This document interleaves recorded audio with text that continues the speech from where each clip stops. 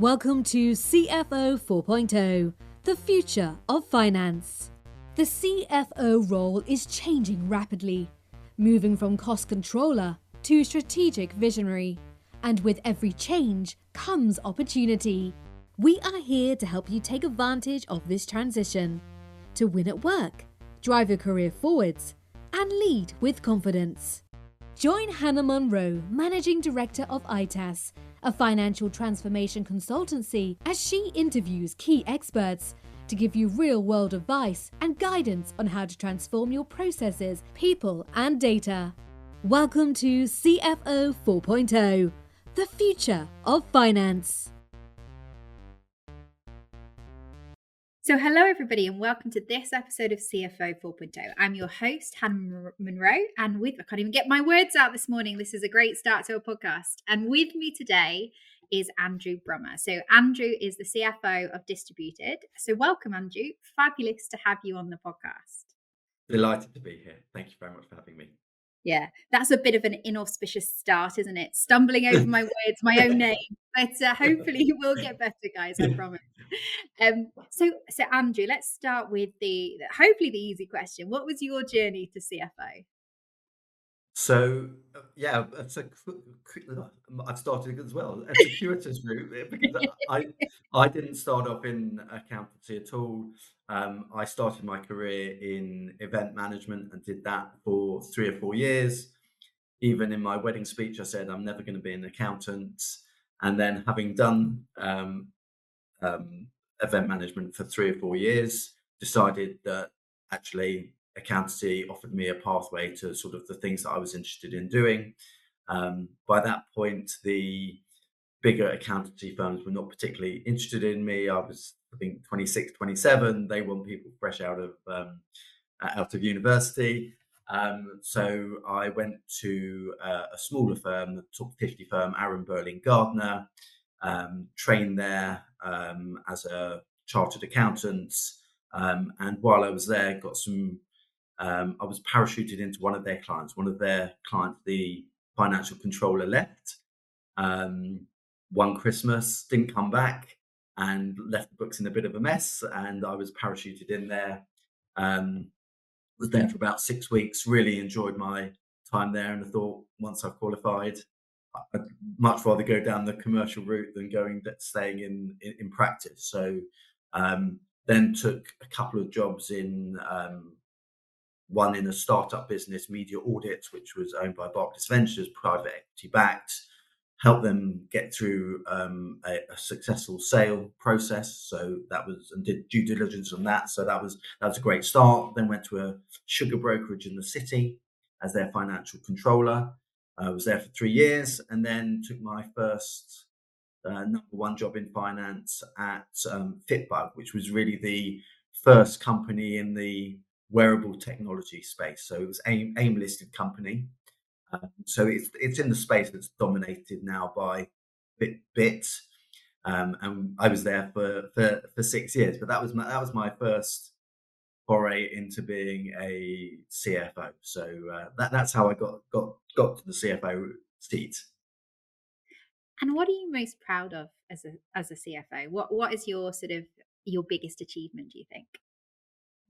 Oh, that is a great question. I think a couple of things have been the businesses that I have tended to be in have been sort of early stage and growth businesses. So a key part of that has been raising finances to grow those businesses. So it's really been the lifeblood of those businesses, and probably in my career I've raised in excess of £75 million of debt and equity finance to help those businesses and promote those businesses to grow. So I think that's probably laying the foundations for future growth is the thing I'm most proud of. Obviously, there's lots of things that come after that and build on top of that in terms of getting involved in strategy and pricing and all sorts of things that the CFO. But I think fundamentally, I think that setting the platform for future growth is probably the thing that I'm most proud of. And I think every CFO has a particular area or skill set. I know we all want to be perfect at everything, but I think everyone has a particular area they're really good at or got a lot of experience in. What's yours? So it's probably not a good thing to say, but a lot of, although I've raised lots of capital for growth, a number of the companies that I've been in early stage had potentially running short of funds as well. So a lot of work around cash flow management, cash flow forecasting, um, but also looking at a lot of work on sort of reducing costs, doing a sort of overview of the business, see what's performing well, what's not performing well, and also, yes, getting those businesses through those difficult times. So I've had lots of difficult experiences, been in companies in difficult positions, and to get them out of those positions and to, as I say, uh, present that platform for future growth is probably where my sweet spot lies. So yeah, they've gone on to enjoy growth, but I've definitely seen a number of difficult situations and worked the companies through those with obviously with the help of investors and other senior leaders.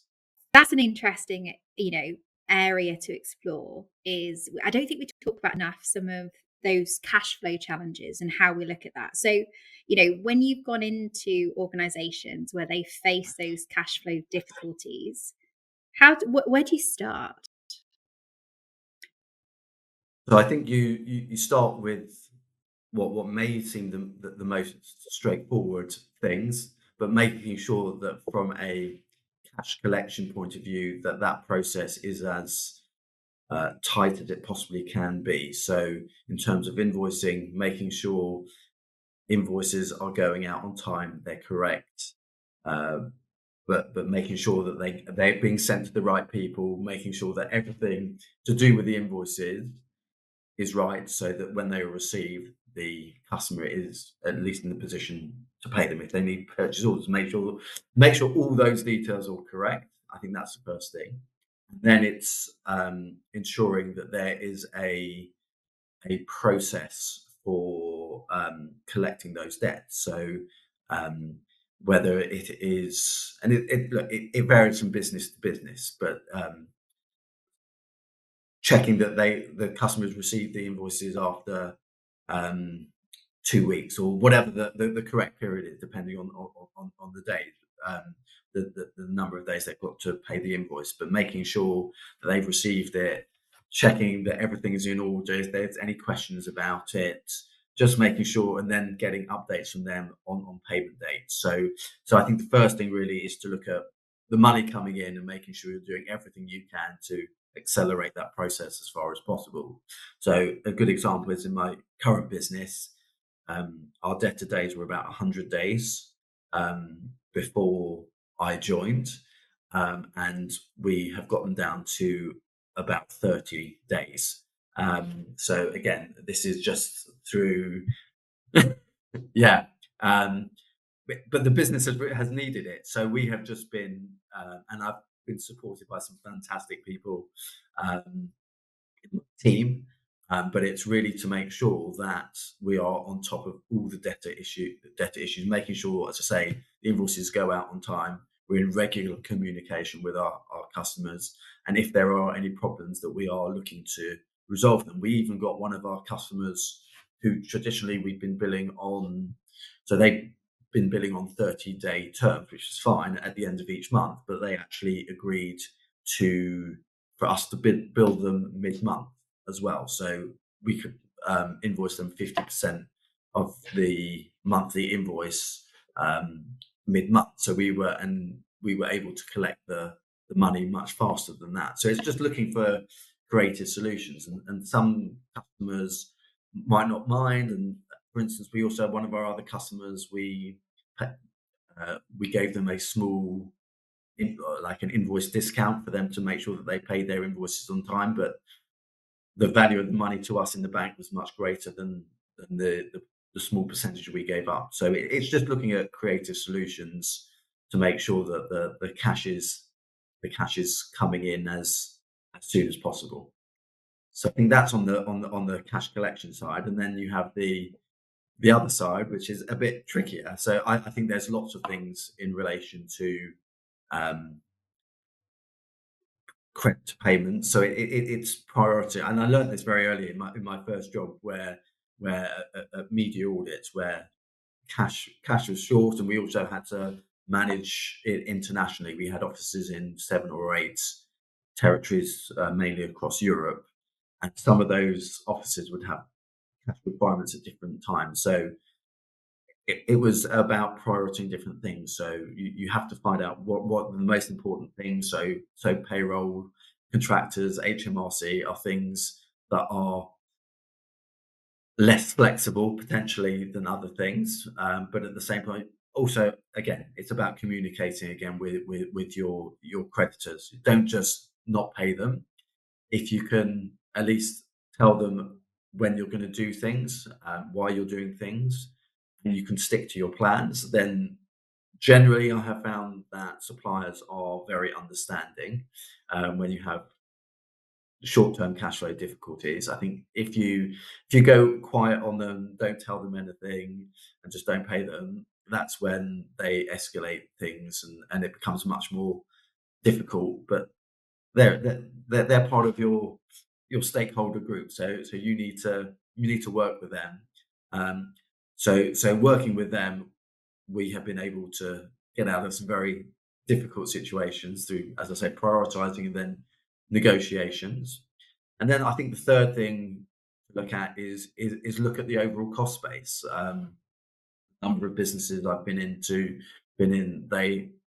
we've had to cut costs, whether that is personnel costs or whether that's looking at the overall infrastructure, whether that technology costs, legal costs.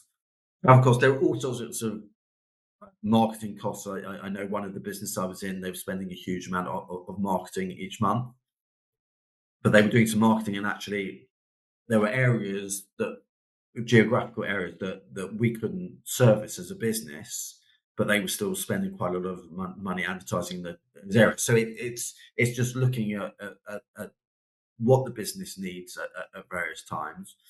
Some things can't be changed. And again, sometimes you can speak to suppliers, renegotiate contracts.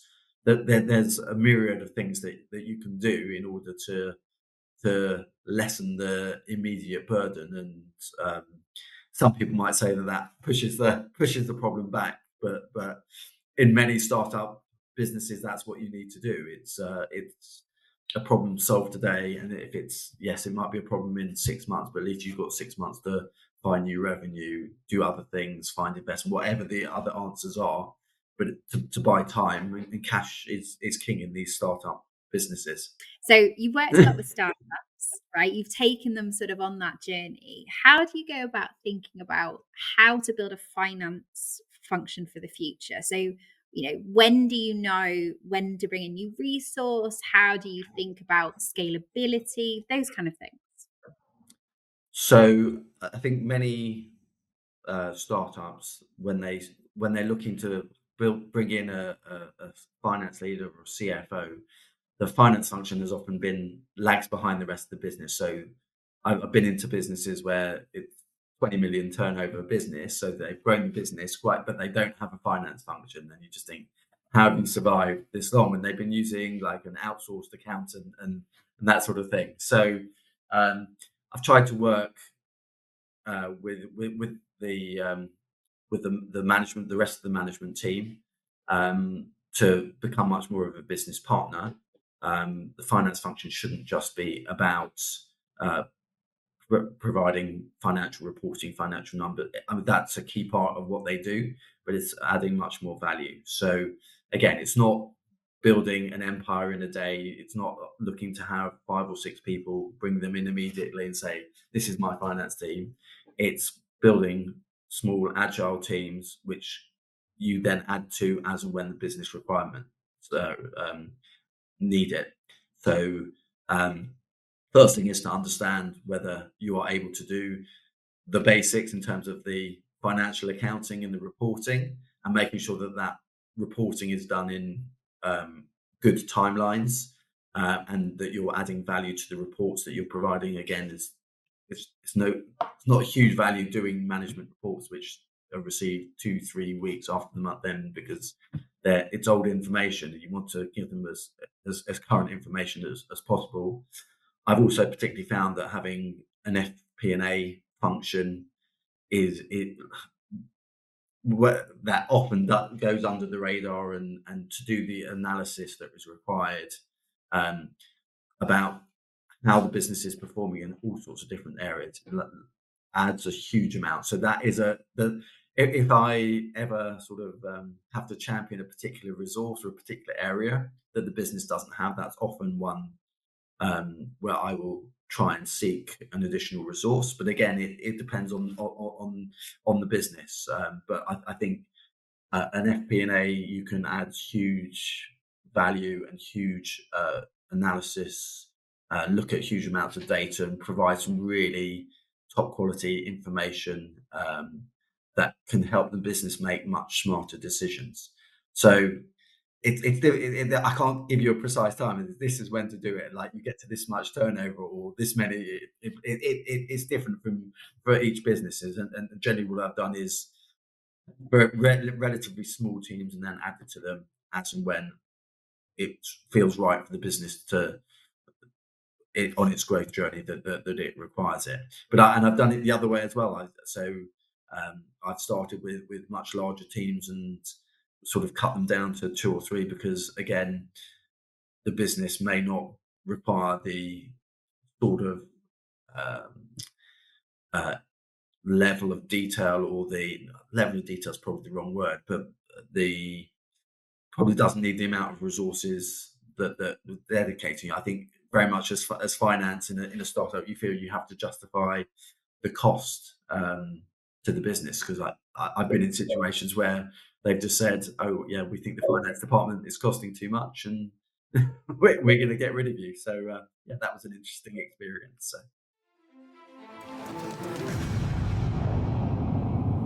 Now, for the £1 million question.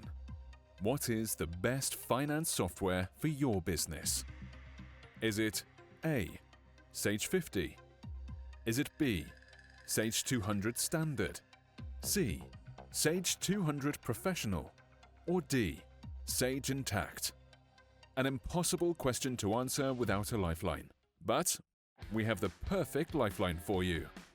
Our free quiz, Which Sage Product is Right for You, will tell you which product is the best fit for your business in just 5 minutes. All you need to do is head to www.itassolutions.co.uk and answer a few simple questions.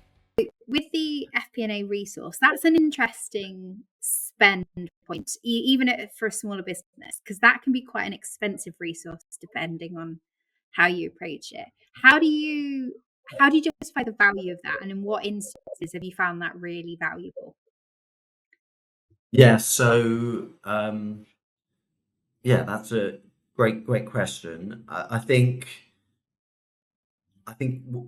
what you always have to do as a CFO with management is senior management, particularly I've worked with a number of founders and CEOs, is if you can convince them that the quality of the information, the speed of the information that they're going to get is going to help them make better decisions, smarter decisions, quicker decisions, and I think if you can prove things with data, I think that is really valuable to founders and to leaders. And I think they can often see the benefit of that information on the business, because all the founders I've worked with have been incredible people, and they're so passionate about their businesses, but they often see the business in one or two particular ways, whatever has been worked successfully for them. So they never necessarily see other ways of looking at it. So often I think it's the job of a CFO to sort of bring up other approaches and to look at other ways of looking at things. And I think often an FP&A person can help with that with that analysis. I think yes, they're not necessarily the cheapest resource, but also great FP&A people can probably do things on Excel and all sorts of databases and things that are much quicker than me. So I think they're going to probably pay me even my CFO salary to do all this data analysis, or they're going to, or we can look to bring a resource in who's going to be much more agile, much more savvy, and sort of let me as CFO concentrate on other areas of the business where I can probably add much more value. And talking about sort of concentrating on other areas of the business, so you mentioned obviously that you've worked in private equity, you've worked with different, I guess, business structures, shall we say? Yes. Just focusing on the private equity piece. How do you find working with private equity? What are the pros and cons? What's good? What's not? What have you seen? Very much depends on the different on the different organizations, and also sort of where you are in your journey and what their expectations have been. So also sort of depends where I have come into the business and the credibility I have brought to that stage. So I think that generally, I think that they obviously want the businesses to succeed, but it as I say, it sort of can very much depend on what their experience of the business has been. So one particular recent experience was that the business had been hitting it's before my time, but consistently hadn't been hitting the milestones, and the VC or the private equity backer had been sort of, they've been very much focusing on growth of the business and growth at all costs. And then it gets to a point where they actually say, well, actually, it's not growth at all costs. Actually, we want a much more sustainable growth. And it's not necessarily something that we just want to keep throwing money at it. So it's then some difficult decisions that have to be had internally to keep you on the journey path. So but I think good VCs, good private equity companies, I think they tend to be very, very supportive. They understand some of they've seen it and done it as well, in the same way that I've probably seen it and done it a few times. So generally, I found them to be very supportive and understanding of some of the trials and tribulations that startups go through. So I think one of the other things is I've been in a couple of businesses which have sort of had to pivot as well in terms of their commercial structure. So an early company I was in, as I said, was Fitbug, which was one of the first wearable technology companies, and it became much more difficult to compete against the likes of Fitbit or Watch, because obviously you have very well capitalized businesses that are in the same space, and it's just very difficult to compete. So again, looking to find other solutions and making sure that your backers, whether VC, PE, can understand that journey and support you in that, and understand why you're making those decisions. And do you find a massive difference in how the VC versus the PE world operated? Slightly, they certainly have slightly different. They potentially have different time frames and different interests. So I found PE backers have been much more generally supportive, and not that VCs haven't been, but much more, potentially a bit more patient. And again, it sort of depends where they are in their own journey as well. But that has been my experience so far.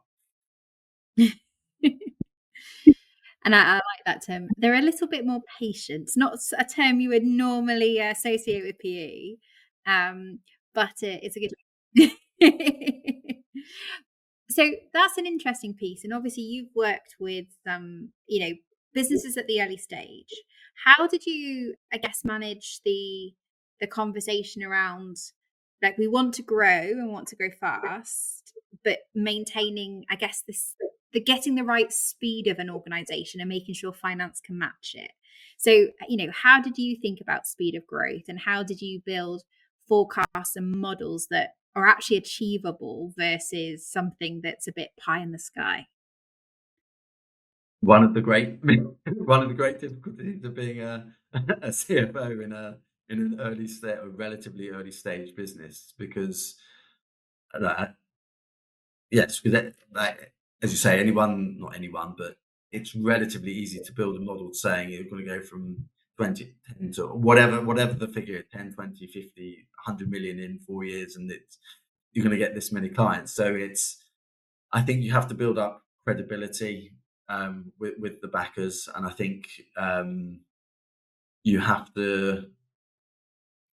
I mean, the way I do it's no point finance just building a model and saying to everybody else in the organization, here's my model, have you got any comments? I think it has to be a much more collaborative uh, effort by the whole team. So generally I will start off potentially with the CEO to get an overall impression, and maybe to understand sort of what he sees the numbers are, and then speak to the individual heads of departments. So whether that's so that would be chief revenue officer, what is a realistic sale, how's that made up, it's not just saying it's going to go from this to this, it's how it's going to go to this, what are the different metrics within that. So how many new customers are you going to get, how many customers are you going to lose over the period, what size of the customer, looking at all those different things, which also means the model is much more flexible, and you can change aspects of it, and that will sort of change huge. I think if you just say it's going to go from this to this, it has to be much more detailed. And the same with things like marketing technology. It's like, okay, if sales are saying this, you're going to need to get this many clients, how many. So it's a much more involved process through everybody in management. It's not. I don't think it should just be looked at as finance is building a model. It has to be everybody in the organization is bought into a model, and part of that model is then, well, if we're going to grow at this speed and that is what we need, and how do we then grow teams? It's not just the finance teams, it's teams throughout the business. When do you need to bring on additional senior resources? How many? There's hundreds of questions about the team and functions in the business and how you're going to do it. So I don't think it's just a question about building up the finance function or when you need extra resources. It's resources throughout the business. I think that's a really good point. I think sometimes, we can just throw numbers on a spreadsheet without actually digging into how, and validating the numbers that go underneath it, and playing the what if scenarios, as it were. Correct. Yes. Yeah. So when I build models, I build some flexibility that people then can change various numbers, and obviously that will then impact the numbers throughout. So if you're going to say you're going to get 3 big clients 1 year, or if it's 5 big clients, and it makes a huge difference to the overall numbers, and that will impact everything throughout the spreadsheet. And if you can follow it, if the whole model follows through, and that's why I say that, going back to your original question, if you can get a good FP&A person, they are much better at building financial models than I am, although I have done my fair share over time. Absolutely. I'm starting to see the value of that FP&A person emerge from this conversation. Yeah. So we've talked a lot about, obviously, the joys of working in a small business, how to build it for growth, and how to take it forward. But when you look back on your career as the CFO, what was your biggest challenge? I was actually thinking about this before you started, before we started, just thinking, oh, that might be that, like that's the sort of question that I would ask to someone that I was having a conversation with about this. So I think I thought of, I think, two or three particular um, examples. I think one, I was in a business where um, the CEO had many outstanding qualities. The person had uh, raised a huge amount of capital for the business, managed the board brilliantly, very passionate about the business. But I felt when I came in as a finance person that they didn't necessarily share all the information with me, and that I found really. I think if you're going to go into a business as the main finance person, you either have the whole picture or it becomes it becomes almost impossible. Yeah. So the only decision then you can have is tell them, which I did, and then if you don't feel things change, then you move on. So I was there for just over a year because I just didn't feel that I had the sort of the full picture, and I just think you can't make informed finance um, decisions if you don't have the full picture, because it's just impossible. I think another example. As I said, I've worked with many passionate founders, and sometimes, as I said, sometimes they have um, a particular vision for the business, and I'm not saying they're not saying that's wrong, but as I say, I think part of the job as CFO is to provide an alternative view of what may be, or looking at other solutions. So I remember particular conversations at one of my businesses where the CFO, sorry, the founder was particularly particularly set on one particular approach, and was very passionate about it. And I didn't feel it was necessarily the right approach, but I can't just. There's no value in me arguing with them. You have to provide them data and rationale. So I went away and tried to um, prove it through that way, rather than as I say, I'm not going to compete. I shouldn't be able to compete with their passion, but I think with my analysis, and as long as I'm cool-headed, remain calm under pressure, I think that's what they want to see in a CFO. So I've had some situations where through that I've then been able to have conversations. Whether my way, at least you can have a meaningful conversation. So I think that's definitely been one of the challenges throughout my career. Is to work with CEOs, founders who are very passionate, but just to look at alternative ways of looking at some of the problems and issues facing the business. Yeah, and I think most of us would agree that founders and owners, like, they've got to where they've got to because they've had very strong views and passion, and they've just leapt perhaps before they've looked.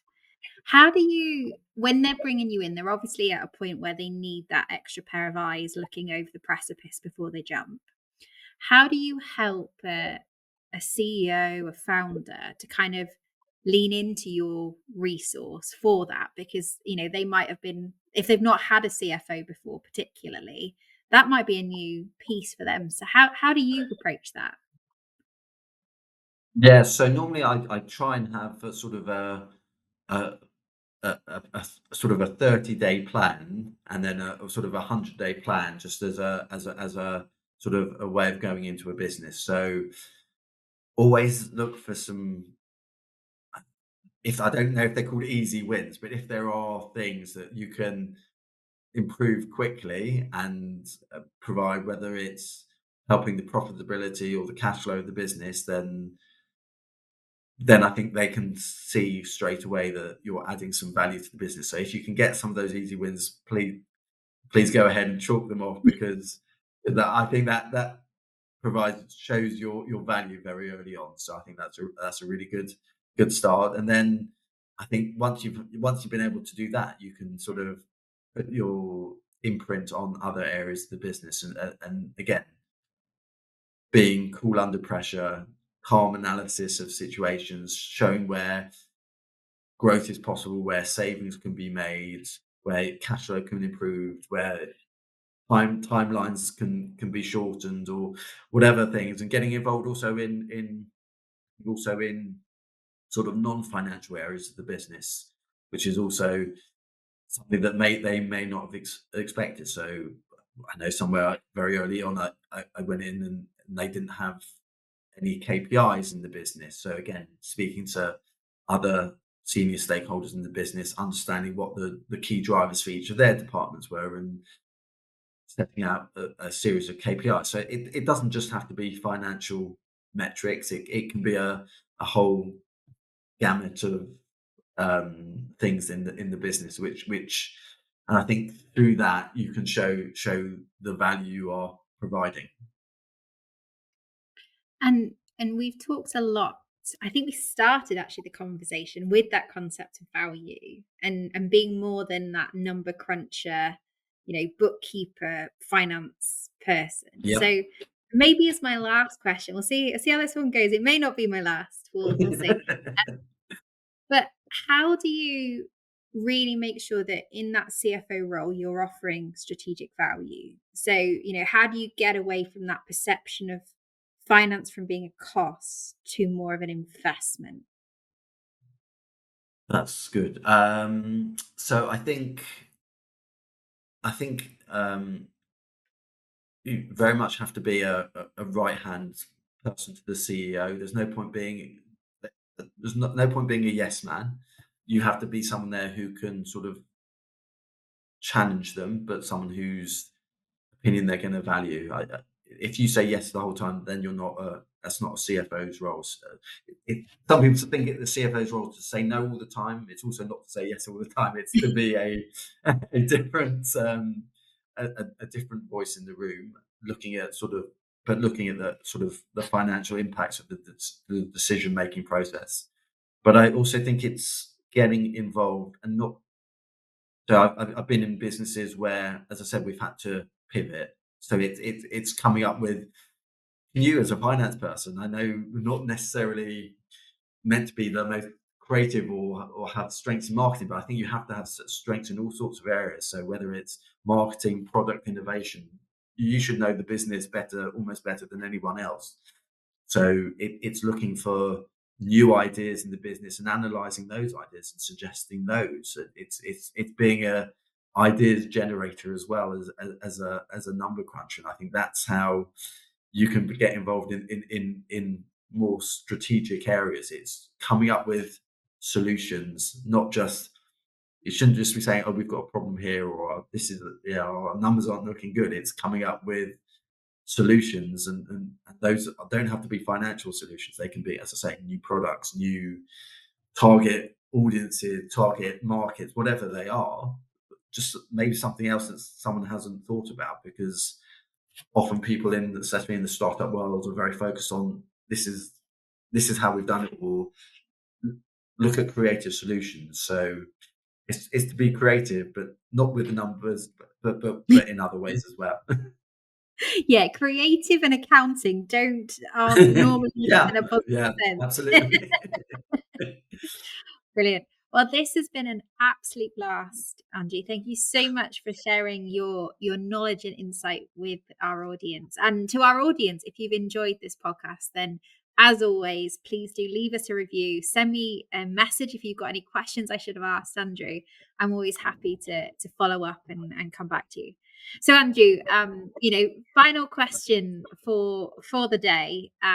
If you had to give some advice to a new CFO, as in new into the CFO role, or new into a new organization, what would it be? That's interesting. I would advise them before they go in.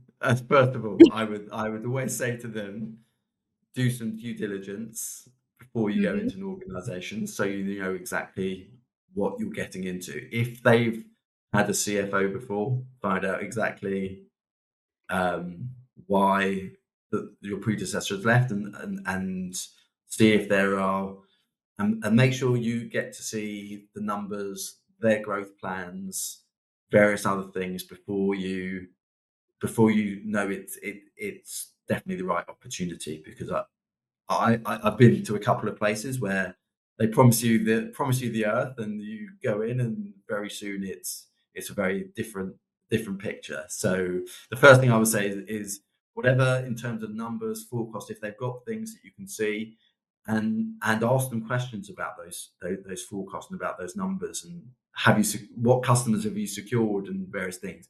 Be the exact thing that you should be doing when you're CFO. Don't be afraid to do it before you're the CFO, because I think they would potentially value that as well. Once you're in the organisation, I would make it your point to make sure that you understand the product fully, and that you meet people throughout the organisation at different departments, different levels. So I would spend as much time as you can getting really under the skin of the business to understand what each of the different departments do, what their strengths, weaknesses are, identify areas where you can add value. And as I say, if you can get some of those easy wins in the first 30, 50 days, whatever it is, then immediately the organization will see your value, and obviously from that starting point, you'll be able to hopefully grow and become very successful, and the company will grow alongside you. Amazing. Well, thank you for that brilliant multiple pieces of advice, actually, I will say, Andrew, to finish our podcast. If people want to know more about you, about your organization, where is the best place to learn more? So just about me, I'm on LinkedIn, so you can just find out more about me there. And if you want to know more about distributed, it's on the website distributed.com. And you can follow us there, and follow our journey. Fantastic. Well, thank you so much, Andrew. And of course, we'll pop all of those links into the podcast and show notes. Thank you to Andrew for sharing his story. And thank you to our listeners for joining us on the CFO 4.0 podcast. One of the hardest things, I think, is actually putting into words what it means to work with myself and the team here at ITAS. Because not only are we a financial transformation consultancy, but we do it using Sage technology. So rather than me tell you how awesome we are, let me introduce one of our customers. Working with ITAS has dramatically made our lives simpler, because there's just such a knowledgeable team there to help us. Before, we felt the consultants we were working with at another company, it was always a challenge to get information out of them, for them to understand the problem, and it just didn't feel like they were on our team. Working with ITAS, it's almost, we feel like you are all employed with us to work with us to do it. It's an absolutely fantastic relationship, and it's just made it such a smoother process and an absolute fun process, working in Sage Intact and coming on our calls. I look forward to it now.